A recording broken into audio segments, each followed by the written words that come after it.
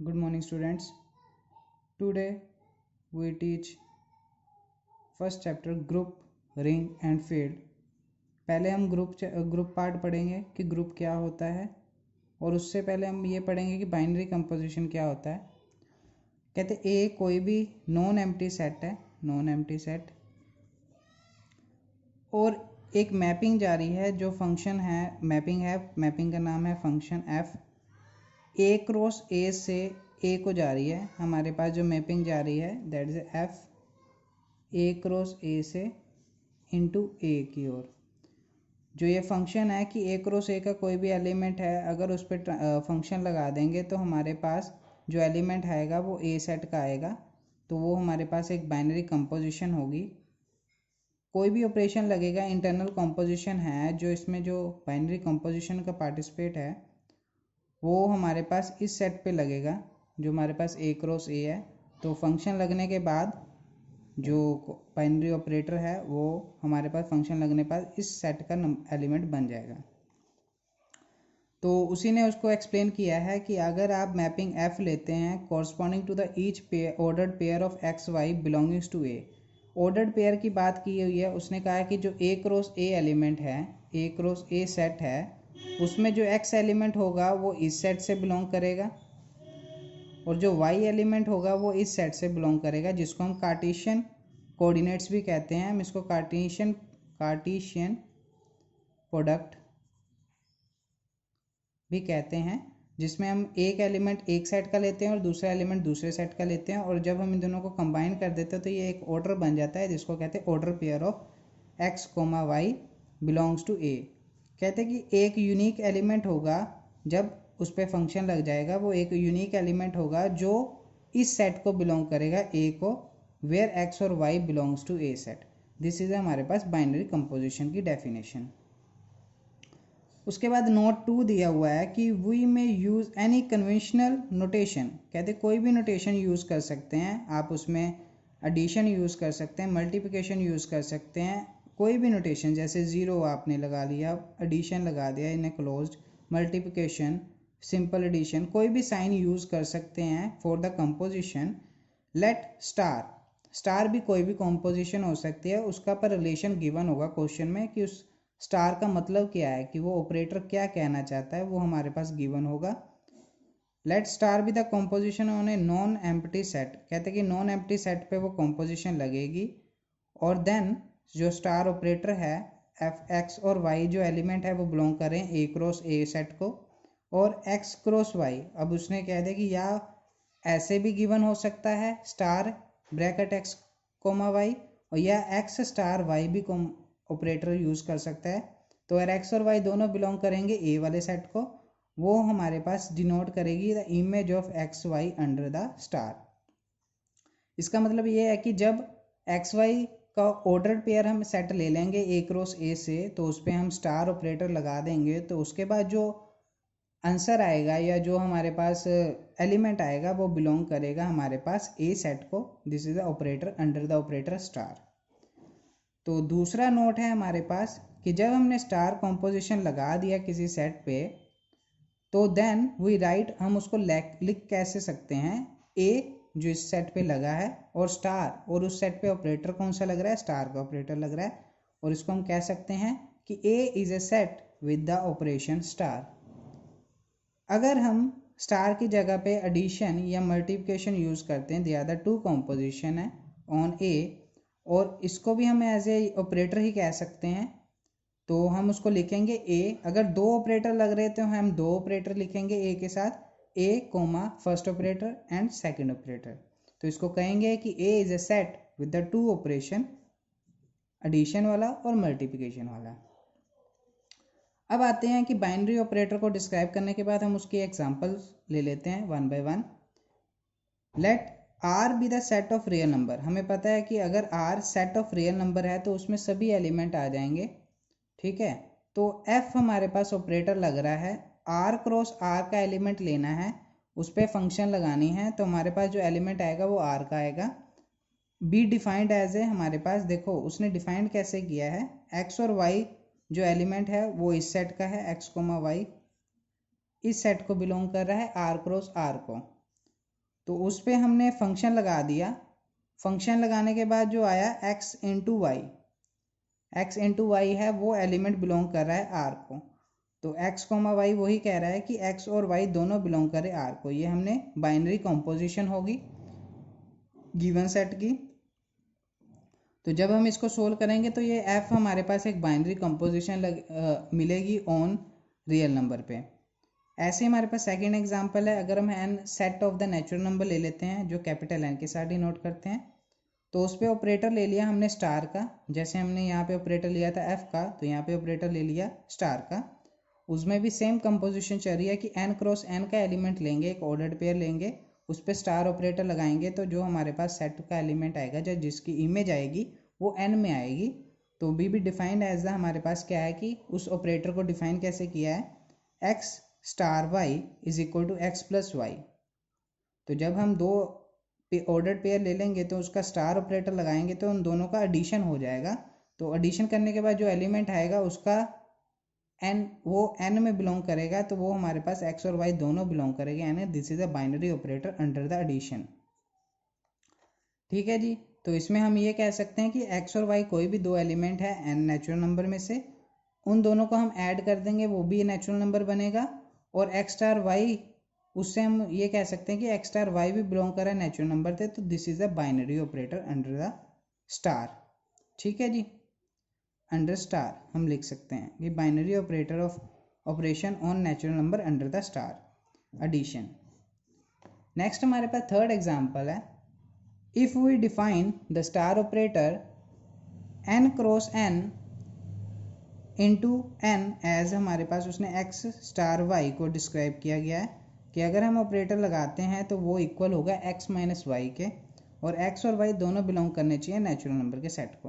तो natural number का set हमारे पास है 1 2 3 4 5 एंड सो ऑन। तो अगर मैं इसमें से कोई दो एलिमेंट ले लेता हूँ, मान लीजिए मैं एक 1 एलिमेंट ले लेता हूँ, वो भी नेचुरल नंबर को बिलोंग कर रहा है, और 2 एलिमेंट भी नेचुरल नंबर को बिलोंग कर रहा है। तो उसने कहा है कि एक ऑपरेटर लगाना है स्टार x स्टार y। तो इसमें क्या किया उसने, 1 नेचुरल नंबर को बिलोंग कर रहा है, 2 भी नेचुरल नंबर को बिलोंग कर रहा है। तो उस पर मैं अगर इन दोनों नंबर को माइनस कर देता हूँ 1 माइनस 2, तो 1 माइनस 2 कर दिया तो मेरे पास नंबर है -1। तो -1 नेचुरल नंबर के सेट में नहीं है, तो मैं इसको कह दूंगा कि -1 सेट नेचुरल नंबर के सेट को बिलोंग नहीं करता। इट मीन्स कि जो 1 स्टार 2 है वो डज नॉट बिलोंग्स हमारे पास नेचुरल नंबर। तो मैं उसको कह सकता हूँ कि 1 x star y does not belongs to natural number for all x हमारे पास 1 और 2 दोनों बिलोंग करें नेचुरल नंबर से, पर उन दोनों का डिफरेंस वो हमारे पास नेचुरल नंबर में बिलोंग नहीं कर रहा। इट मीन्स कि under the subtraction binary operator is not, subtraction is not a binary operator on and under the subtraction under the star operator. ठीक है ना। सब्ट्रैक्शन में हमारे पास जो ऑपरेटर है वो नेचुरल नंबर में बिलोंग नहीं करता। तो ये हमारे पास एक एग्जांपल आ जाएगी कौन सा सेट है, जैसे सेट ऑफ नेचुरल नंबर है अंडर द एडिशन वो बाइनरी ऑपरेटर नहीं होता। ठीक है।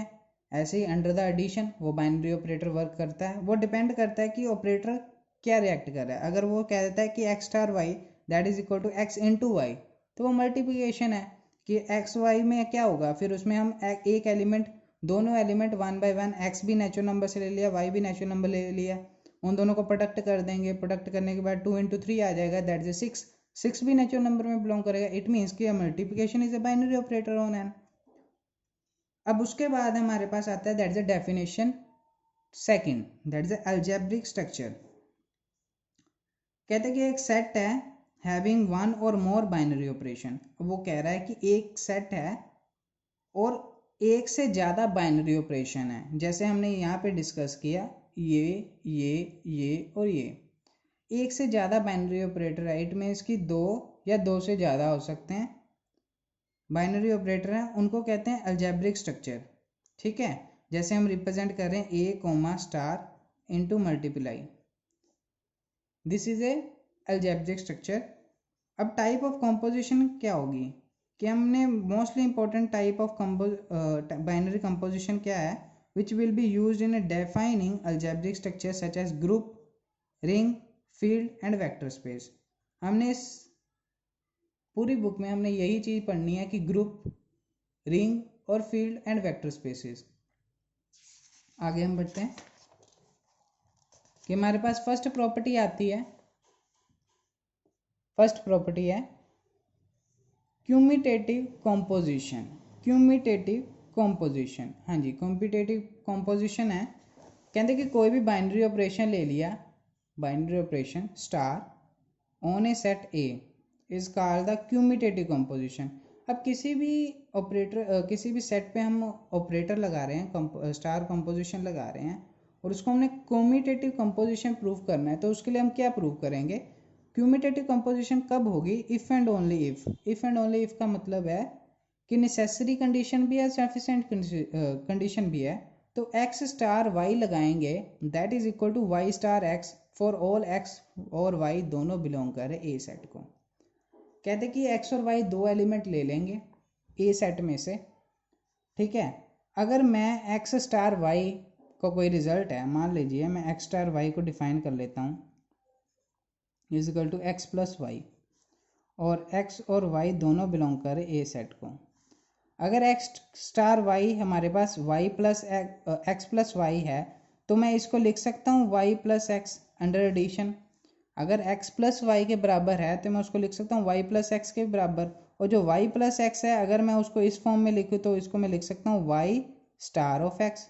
तो हमारे पास ये x star Y star of x के बराबर आ जाता है। इट मीन्स कि under the addition composition on a set A is the commutative composition. ये हमने एग्जाम्पल, ये देखो इन्होंने भी यही डिस्कस किया है कि addition composition in the set of real number. अब सेट ऑफ रियल नंबर है, इट मीन्स कि जो सेट बिलोंग कर रहा है वो रियल नंबर को बिलोंग कर रहा है, तो वो क्यूमिटेटिव होगा। क्यूमिटेटिव होगा तो हमारे पास ये वाली कंडीशन को फुलफिल करेगा, x star Y is equal to Y star x for all x और Y belongs to A set. ऐसे हमारे पास सेकंड आ जाती है एसोसिएटिव कंपोजिशन। एसोसिएटिव कंपोजिशन में हम तीन एलिमेंट ले लेते हैं, जैसे सेट है, ए सेट है, उसमें तीन एलिमेंट ले लिए एक्स वाई और जेड, तीन एलिमेंट ले लिए। अब उस सेट को हम एसोसिएटिव कंपोजिशन कब कहेंगे? तो हमारे पास एक कंडीशन है, उसकी भी हमारे पास if and only if condition है कि एक्स स्टार वाई, पहले हम क्या करेंगे, एक्स स्टार वाई में कंपोजिशन लगाएंगे, जो आंसर आएगा उसका वाई जेड के साथ भी कंपोजिशन लगाएंगे, तो वो इक्वल हो जाएगा X star Y star Z के। इस केस में हम क्या करें, राइट हैंड साइड में हम पहले वाई और जेड में कंपोजिशन लगाएंगे, और जो आंसर आएगा उसका एक्स के साथ कंपोजिशन लगाएंगे। जब हमारे पास ये रिजल्ट आपस में इक्वल आ जाएगा तो हम उस सेट को कहेंगे this is a binary composition star on a set A is A associative composition. ठीक है, अब इसके लिए हम एग्जांपल लेते हैं वन बाय वन। हमने एक सेट ले लिया, that is a set of real number, it means कि ए बिलोंग कर गया सेट ऑफ रियल नंबर को। तो हमने उसको एसोसिएटिव प्रूव करना है, तो रियल नंबर में लगाया, हमने अंडर द एडिशन ले लिया, अंडर द एडिशन ले लिया, तो एक्स प्लस वाई, अब X plus Y plus Z है, हमने इसको प्रूव करना है कि X plus Y Y plus Z के बराबर है। तो इसमें हम क्या लेंगे कि एक्स की वैल्यू हम ले लेते हैं कि मान लो एक्स की वैल्यू 2 ले ली, वाई की वैल्यू 3 ले ली और जेड की वैल्यू 5 ले ली। एक्स की वैल्यू 2 ले ली, वाई की वैल्यू 3 ले ली, जेड की वैल्यू 5 ले ली। तो हम पहले सोल्व करते हैं एक्स प्लस वाई, तो एक्स प्लस 5 हमारे पास क्या हो जाएगा, 5 हो जाएगा। तो 5 प्लस 5 क्या हो गया, दैट इज ए 10। तो दूसरे केस में हम राइट हैंड साइड में पहले क्या करेंगे, y प्लस जेड को ऐड करेंगे, तो y प्लस जेड हमारे पास क्या हो गया, 3 प्लस 5 8, तो 8 प्लस 2 दैट इज अगेन 10। 10 और 10 दोनों आपस में बराबर हो जाएंगे, तो हम उसमें कह सकते हैं कि this binary composition on a set is a associative composition. It means कि जो सेट है वो एक एसोसिएटिव प्रॉपर्टी को होल्ड कर रहा है। सेकेंड एग्जाम्पल में हम लेंगे, दैट से हमारे पास कॉम्पोजिशन स्टार दी हुई है on A real number, set of real number है, और star operator R cross R का है, एलिमेंट लेना। इट मीन्स कि एक्स एलिमेंट इस आर का लेंगे, वाई एलिमेंट इस आर का लेंगे, तो हमारे पास एक ऑर्डर्ड पेयर सेट बन जाएगा, और उस पर जब हम स्टार ऑपरेटर लगा देंगे तो हमारे पास इस सेट का एलिमेंट बन जाएगा। ठीक है जी, तो हमने उसके लिए एग्जाम्पल ली है, तो X star Y is equal to X plus 2 Y और x और y दोनों बिलोंग कर रहे हैं रियल नंबर को, इज़ नॉट एसोसिएटिव। तो इसको हमने प्रूव करना है कि दिस इज़ नॉट एसोसिएटिव। अब देखिए आप वन बाय वन आप एसोसिएटिव प्रूव नहीं करना है, एसोसिएटिव नहीं है तो एसोसिएटिव नहीं है, तो हमें कैसे पता लगेगा कि ये एसोसिएटिव नहीं है। तो हम एग्जांपल ले लेते हैं। मान लीजिए आपके पास x बिलोंग कर रहा है, जैसे इन्होंने लिया है कि एक सेट को हम इस प्रॉपर्टी को होल्ड कराते हैं, तो x स्टार वाई हमारे पास उसने रिजल्ट दिया कि अगर x स्टार वाई होगा तो उसको हम लिखेंगे x प्लस 2y।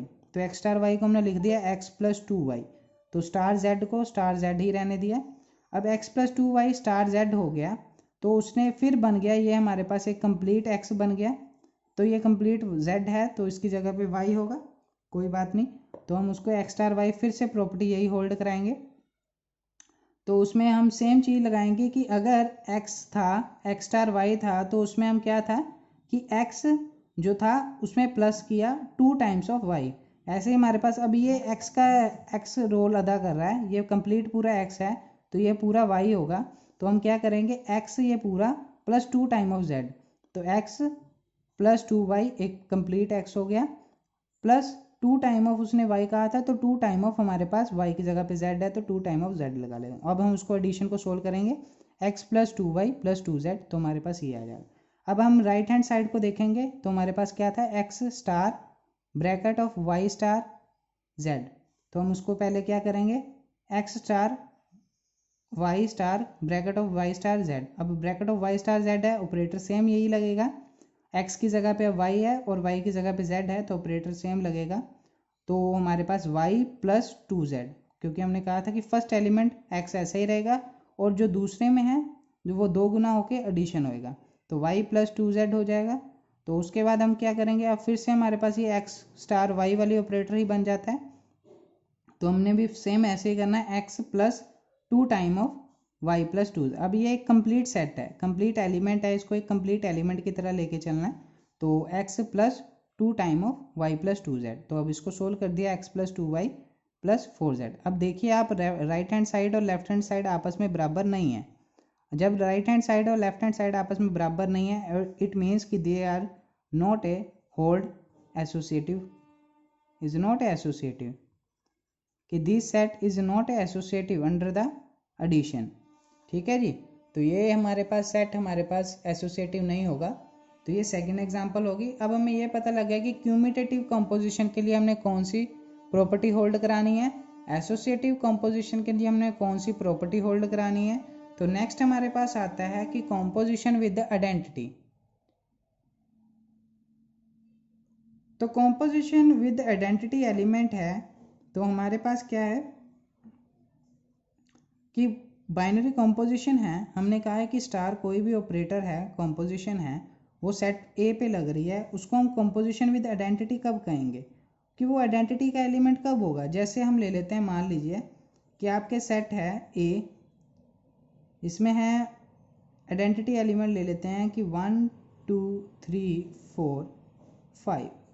ठीक है जी, तो इसमें हम क्या करते हैं कि ऑपरेटर लगा दिया इफ़ एंड ओनली इफ़, कि जो आइडेंटिटी एलिमेंट है वो भी हमारा सेट में से ही कोई एलिमेंट होना चाहिए, जो ई है वो भी हमारा सेट में से ही बिलोंग करना चाहिए, सच दैट कि जब हम ऑपरेटर लगाएंगे ई स्टार एक्स तो वो हमारे पास इक्वल टू एक्स आना चाहिए। मतलब कि आइडेंटिटी ऐसी होनी चाहिए कि ई स्टार एक्स लगा देंगे तो वो हमारे पास फिर से एक्स एलिमेंट बन जाएगा, और इक्वल टू होगा एक्स स्टार ई भी लगाएंगे वो भी हमारे पास एक्स एलिमेंट ही बनना चाहिए for all x belongs to A. तो जैसा अगर ऐसा एलिमेंट आपको इस सेट में मिल जाता है कि अगर आप उसके साथ बाइनरी ऑपरेटर के दूसरे एलिमेंट को लगाते हैं फिर से हमारे पास दूसरा एलिमेंट ही आ जाता है, तो या उसको पहले रख लेते हैं फिर उस पर आइडेंटिटी की कंपोजिशन लगाते हैं फिर से हमारे पास वही दूसरा एलिमेंट आ जाता है, तो ऐसे एलिमेंट को हम कहेंगे that is a identity element. तो वो हमेशा एक यूनिक होगा। फॉर एग्जाम्पल के तौर पे मैंने ले लिया ए 2 बिलोंग कर रहा है ए सेट से और 1 बिलोंग कर रहा है ए सेट से, तो 2 इंटू 1 कर देंगे तो 2 star is equal to 1, that is 2 into 1 कर देंगे तो ये हमारे पास 2 आ जाएगा। देखिए 1 हमारे पास, या 1 इंटू 2 कर देंगे तब भी हमारे पास 2 आएगा, तो 1 स्टार 2 भी हमारे पास 2 आएगा। इट मीन्स कि हमारे पास जो 1 एलिमेंट है जो 1 ए सेट को बिलोंग कर रहा था, तो 1 हमारे पास ई के बराबर होगा। इट मीन्स कि 1 is equal to E, this is identity element under the operation of scalar multiplication. ये हमने याद रखना है कि हमने इसमें मल्टीप्लिकेशन की है, तो अंडर स्केलर मल्टीप्लिकेशन हमारे पास ये सेट 1 इज इक्वल टू ई वो आइडेंटिटी एलिमेंट होगा, तो वो हमारे पास इस सेट में यूनिक होगा। अगर आप इसके जगह आप कोई और भी एलिमेंट ले लोगे तो वो आइडेंटिटी यूनिक नहीं बनेगी। आप लेके देख सकते हो, अगर मैं 2 इंटू 3 करूँगा वो 6 आएगा, तो 6 तो सेट में बिलोंग कर रहा है, ठीक है ना, बट वो this is not a unique identity, वो ऐसे बदलती रहेगी। मुझे वो एलिमेंट लेना है जिसका सभी एलिमेंट के साथ सेम आइडेंटिटी बने। अब 1 को मैं अगर फिक्स कर देता हूँ, अगर 2 के साथ करता हूँ तब भी सेम आएगा, फिर भी आइडेंटिटी 1 रहेगी, 2 के साथ रहेगा तब भी आइडेंटिटी। इस करके हमें सभी एलिमेंट के साथ सेम आइडेंटिटी वाली चीज़ लेनी है कि जिसकी कंपोजिशन बदले ना, तो वो हमारे पास 1 के साथ ही है कि किसी और की कंपोजिशन नहीं बदलती, तो वो हमारे पास एक आइडेंटिटी एलिमेंट होगा। तो ऐसे ही हमारे पास अगर एडिशनल ले लेते हैं, तो हमारे पास सेट ऑफ रियल नंबर है, तो 0 आइडेंटिटी एलिमेंट होगी अंडर द एडिशन। ये आपने याद रखना है कि अगर कोई एडिशनल कंपोजिशन है और सेट ऑफ रियल नंबर है तो 0 उसकी आइडेंटिटी एलिमेंट होगी। तो उसके लिए उसने क्या किया, x plus 0 is equal to again x के बराबर होगा 0 प्लस एक्स, हमारे पास x के बराबर होगा for all the x belongs to the A set. और सेट ऑफ नेचुरल नंबर देख लेते हैं, सेकंड एग्जांपल देखते हैं। सेट ऑफ नेचुरल नंबर ले लेते हैं कि सेट ऑफ नेचुरल नंबर हमारे पास है, उसमें कोई भी आइडेंटिटी नहीं होती। क्यों? देखिए, अब सेट ऑफ नेचुरल नंबर है उसमें आइडेंटिटी नहीं है अंडर द एडिशन। ये जरूर याद रखना कि अंडर द एडिशन ले रहे हैं हम, मल्टीप्लिकेशन लेंगे फिर आइडेंटिटी होगी, पर अंडर द एडिशन लेंगे वो आइडेंटिटी नहीं होगी। क्यों? क्योंकि 0 does not belongs to the natural number. अगर 0 नेचुरल नंबर में है ही नहीं तो वो आइडेंटिटी कैसे बन सकती है अंडर द एडिशन। ये याद रखना, under the addition is most important. अगर अंडर द एडिशन है तो उसमें 0 आइडेंटिटी होनी चाहिए, तो 0 नहीं बिलोंग करेगा तो there is a no identity element such that कि a plus e is equal to a for all a belongs to natural number, but the 0 is does not belongs to the natural number. It means कि a set does not possess any identity element, it is a not, हमारे पास इसमें कोई identity element नहीं होगा। And next हमारे पास important property है, that is a invertible element.